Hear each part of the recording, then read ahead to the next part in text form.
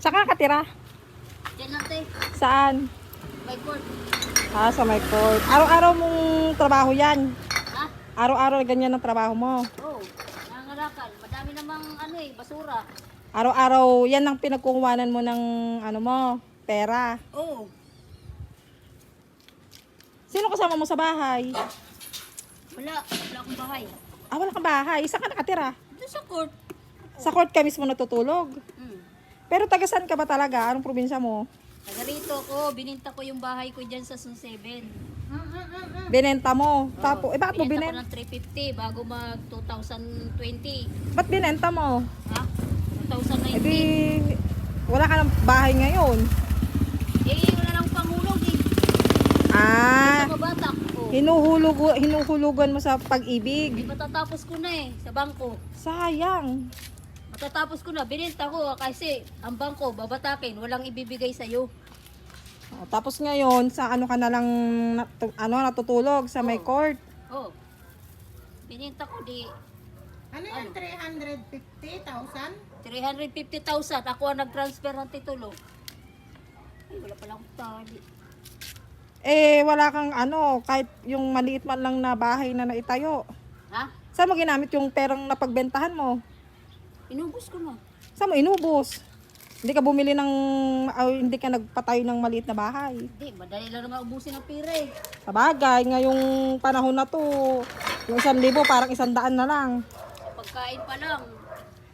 Kailangan mong tayo. Wala ka bang kamag-anak dito? Lalo pag wala ka trabaho. Ha? Wala kang kamag-anak? Madami dito sa Rizal. Oo. Bakit hindi ka nagtatry doon na... Hindi, may trabaho ako. Ayaw ko lang magtrabaho. Anong trabaho mo Mas dati? gusto ko yung ganito.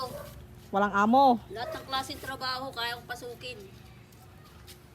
Kaya lang, mas gusto ko yung ganito. Kasi, Naghihintay na lang ako ng pension ko eh. pension sa... SS. Ilang taong ka na ba? Saan ka na? 55. 55 ka na? Mm. Parang hindi naman halata. Parang mas mukha pa ako matanda sa'yo eh. 55 na ako. 55 ka na? Mm.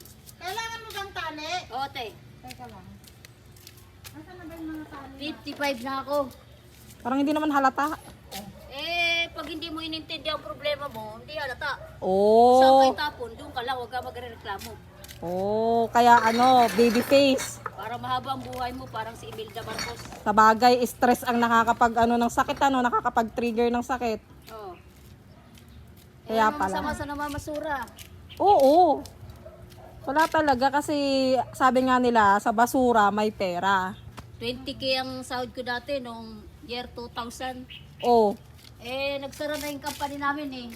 Ano yun, bago 30 years yung company namin. wala ka nakuha doon? Meron, naubos na rin.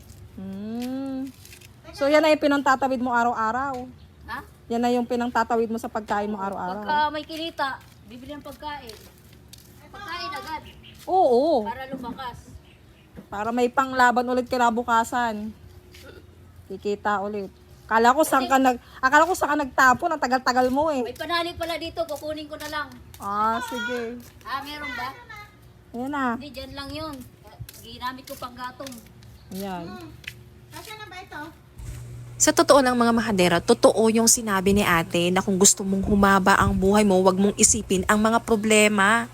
Thank you for watching mga mahadera!